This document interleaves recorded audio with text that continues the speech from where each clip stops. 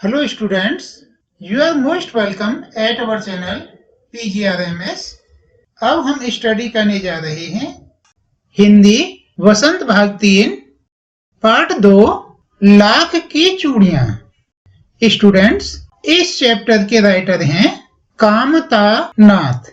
Students, इस chapter में writer अपने बचपन की बातों को शेयर करता है।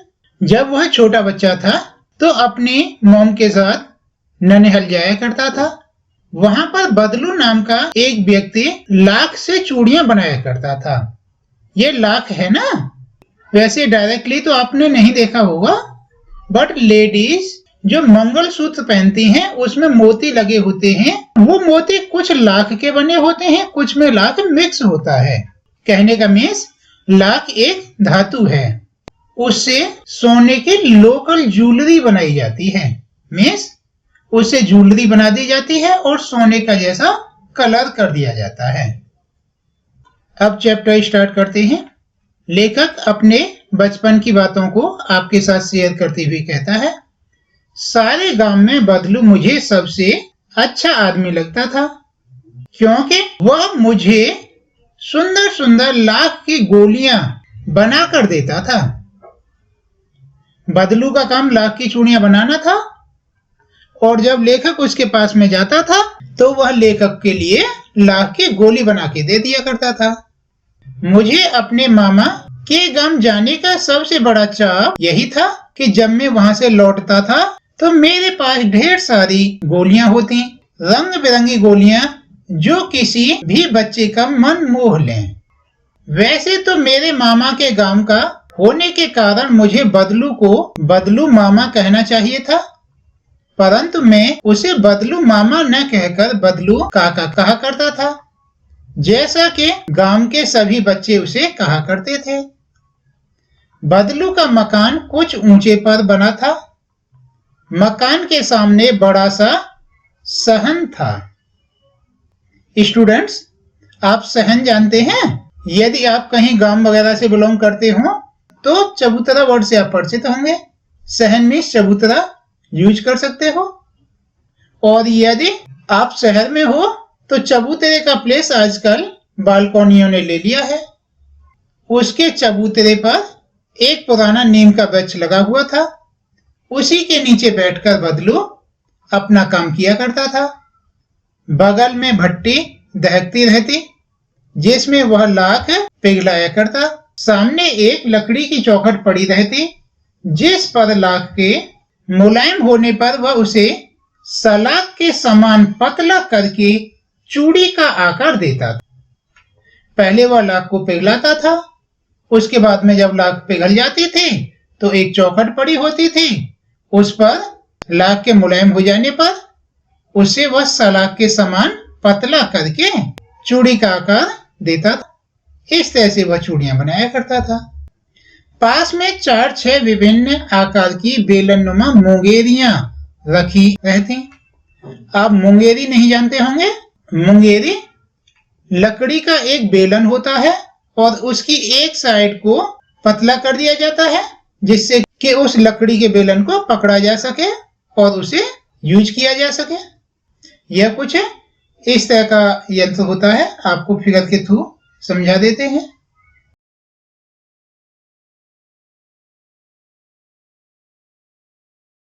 इस तरह का लकड़ी का बेलन होता है और इधर इसे आप हैंडल बोल सकते हैं।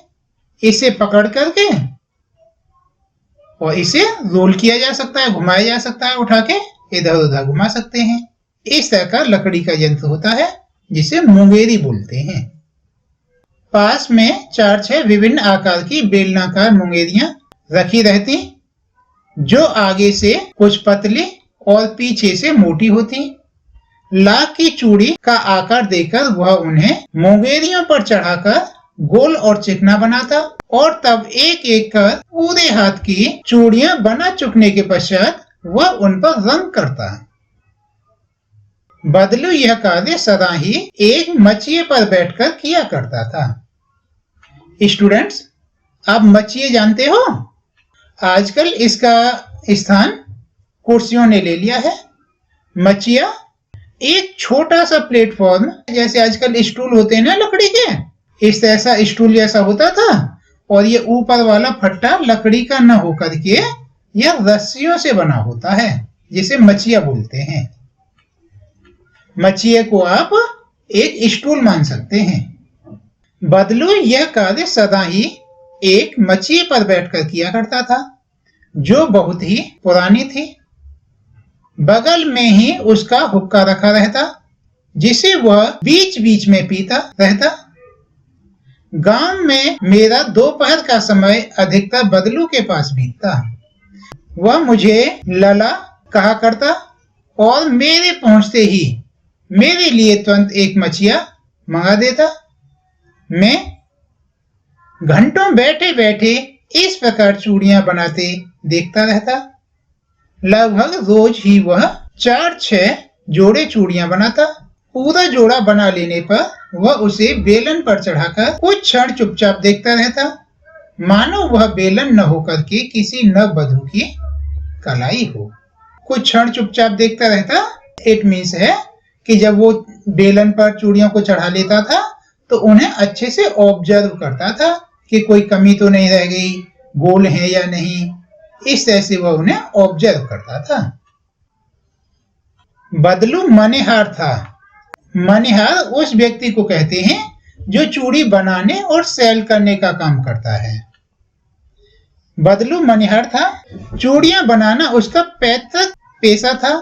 पैतृक पेशा उस वर्क को कहते हैं जो कोई भी पर्सन अपने फादर से सीखता है।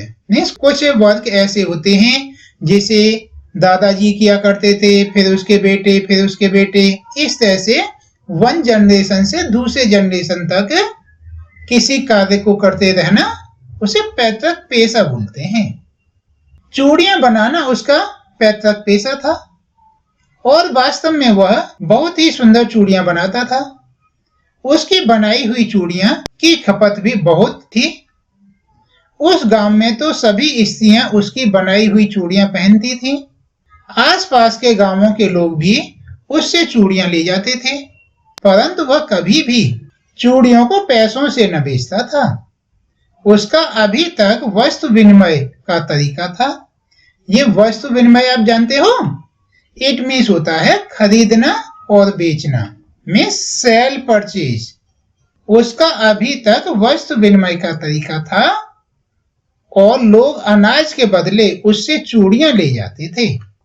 लोग अपने घर से अनाज लेके आते थे, उसे अनाज देते थे और बदले में चूड़ियां ले जाते थे। बदलू स्वभाव से बहुत सीधा था। मैंने कभी भी उसे किसी से झगड़ते नहीं देखा। हाँ, शादी विवाह के अवसरों पर वह अवश्य ही जिद पकड़ जाता था। जीवन भर चाहे कोई उससे मुफ्त चूड़ियां ले जाए, परंतु विवाह के अवसर पर वह सारी कसर निकाल लेता था। आखिर सुहाग के जोड़े का महत्व ही और होता है। मुझे याद है मेरे मामा के यहाँ किसी लड़की के विवाह पर जरा सी किसी बात पर बिगड़ गया था और फिर उसको मनाने में लोहे लग गए थे। ये मनाने में लोहे लग गए थे, इट मीन्स उसे बहुत ही मुश्किल से मनाया जा सका था। विवाह में इसी जोड़े का मूल्य इतना बढ़ जाता था कि उसके लिए उसकी घरवाली को सारे वस्त्र मिलते, ढेरों अनाज मिलता, उसको अपने लिए पगड़ी और रुपए जो मिलते सो अलग। शादी वाले दिन उन्हीं चूड़ियों की कीमत इतनी हो जाती थी कि उसकी घरवाली के लिए वस्त्र, उसे ढेरों अनाज, उसके लिए पगड़ी और साथ में अलग से रुपए भी मिलते। यदि संसार में बदलू को किसी बात से चिढ़ थी तो वह थी कांच की चूड़ियों से। यदि किसी भी स्त्री के हाथ में उसे कांच की चूड़ियां दिख जाती तो वह अंदर ही अंदर कुढ़ उठता और कभी कभी तो 2-4 बातें भी सुना देता। मुझसे तो वह घंटों बातें किया करता। कभी मेरी पढ़ाई के बारे में पूछता, कभी मेरे घर के बारे में और कभी यूं ही शहर के जीवन के बारे में। मैं उससे कहता कि शहर में सब कांच की चूड़ियां पहनते हैं, तो वह उत्तर देता, शहर की बात और है लला, वहां तो सभी कुछ होता है। वहां तो औरतें अपने मर्द का हाथ पकड़कर सड़कों पर घूमती भी हैं, और फिर उनकी कलाइयां नाजुक होती हैं ना। लाख की चूड़ियां पहने तो मोच न आ जाए। कभी कभी बदलू मेरी अच्छी खासी खातिर भी करता। जिन दिनों उसकी गाय के दूध होता, वह सदा मेरे लिए मलाई बचा कर रखता, और आम की फसल में तो मैं रोज ही उसके यहाँ से 2-4 आम खा आता। परंतु इन सब बातों के अतिरिक्त जिस कारण वह मुझे अच्छा लगता था, वह यह था कि लगभग रोज ही वह मेरे लिए 1-2 गोलियां बना देता। मैं बहुधा हर गर्मी की छुट्टी में अपने मामा के यहाँ चला जाता और 1-आध महीने वहां रहकर स्कूल खुलने के समय तक वापस आ जाता।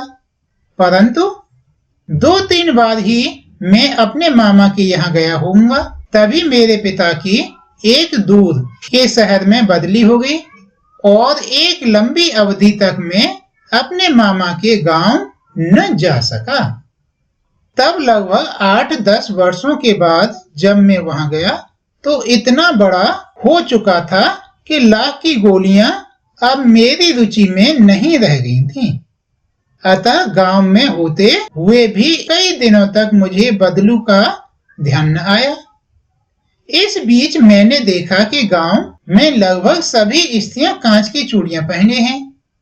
बेले ही हाथों में मैंने लाख की चूड़ियां देखी। तब एक दिन सहसा मुझे बदलू का ध्यान हुआ है।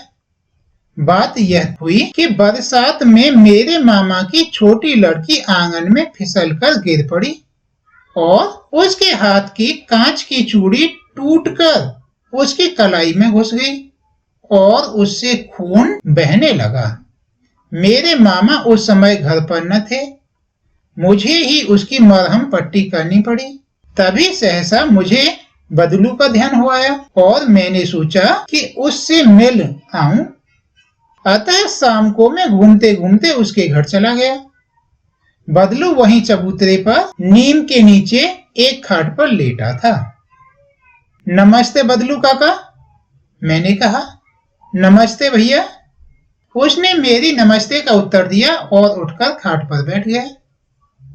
परंतु उसने मुझे पहचाना नहीं, और देर तक मेरी ओर निहारता रहा। मैं हूं जनार्दन काका, आपके पास से गोलियां बनवा कर ले जाता था। मैंने अपना परिचय दिया। बदलू फिर भी चुप रहा, मानो वह अपने स्मृति पटल पर अतीत के चित्र उतार रहा हो। इट मीन्स वह याद कर रहा था कि मैं कौन हूं। और तब वह एकदम बोल पड़ा, आओ आओ लला, बैठो। बहुत दिन बाद गांव आए? हाँ। इधर आना नहीं हो सका काका? इधर आना नहीं हो सका काका, मैंने चारपाई पर बैठते हुए उत्तर दिया। कुछ देर फिर शांति रही। मैंने इधर उधर दृष्टि दौड़ाई। न तो मुझे उसकी मचिया ही नजर आई, न ही भट्टी। आजकल काम नहीं करते काका? मैंने पूछा। नहीं लला, काम तो कई साल से बंद है। मेरी बनाई हुई चूड़ियां कोई पूछे तब तो। गांव गांव में कांच का प्रचार हो गया है।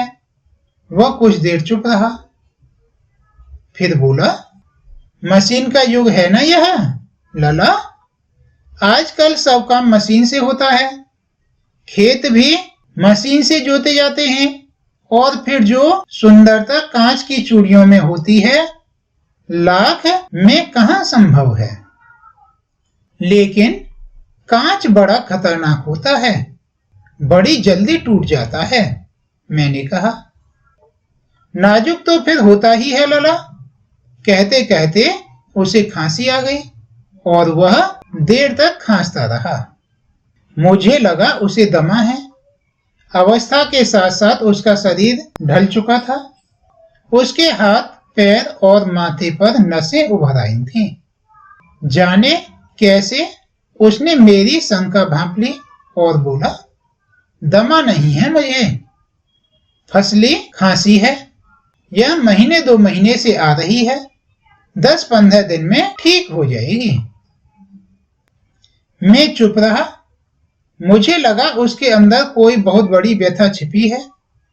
मैं देर तक सोचता रहा कि इस मशीन युग ने कितने हाथ काट दिए हैं। कुछ देर फिर शांति रही और जो मुझे अच्छी नहीं लगी। आम की फसल अब कैसी है काका? कुछ देर पश्चात मैंने बात का विषय बदलते हुए पूछा। अच्छी है लला, बहुत अच्छी है, उसने लहक कर उत्तर दिया और अंदर अपनी बेटी को आवाज दी, अरे रज्जो, लला के लिए आम तो ले आ। फिर मेरी ओर मुखातिब होकर बोला, माफ करना लला, तुम्हें आम खिलाना भूल गया था। नहीं नहीं काका, आम तो इस साल बहुत खाए हैं। वाह वाह, बिना आम खिलाए कैसे जाने दूंगा तुमको। मैं चुप हो गया। मुझे वे दिन याद हो आए जब वह मेरे लिए मलाई बचाकर रखता था। गाय तो अच्छी है ना काका? मैंने पूछा। गाय कहाँ है लला? 2 साल हुए बेच दी, कहाँ से खिलाता। इतने में रज्जो, उसकी बेटी, अंदर से एक डलिया में ढेर से आम ले आई। यह तो बहुत है काका, इतने कहाँ खा पाऊंगा। मैंने कहा। वाह वाह, वह हंस पड़ा। शहरी ठहरे ना, मैं तुम्हारी उम्र का था तो इसके 4 गुने आम एक वक्त में खा जाता था। आप लोगों की बात और है, मैंने उत्तर दिया। अच्छा बेटी, लला को 4-5 आम छांट कर दो, सिंदूरी वाले देना। देखो लला कैसे हैं, इसी साल यह पेड़ तैयार हुआ है। रज्जो ने 4-5 आम अंजुली में लेकर मेरी ओर बढ़ा दिए। आम लेने के लिए मैंने हाथ बढ़ाया तो मेरी निगाह एक क्षण के लिए उसके हाथों पर ठिठक गई। गोरी गोरी कलाइयों पर लाख की चूड़ियां बहुत ही फब रही थीं। बदलू ने मेरी दृष्टि देख ली और बोल पड़ा, यही आखिरी जोड़ा बनाया था जमींदार साहब की बेटी के विवाह पर। 10 आने पैसे मुझको दे रहे थे, मैंने जोड़ा नहीं दिया, कहा शहर से ले आओ। मैंने आम ले लिए और खाकर थोड़ी देर पश्चात चला आया। मुझे प्रसन्नता हुई कि बदलू ने हार कर भी हार नहीं मानी थी। उसका व्यक्तित्व कांच की चूड़ियों जैसा न था कि आसानी से टूट जाए। कामता नाथ।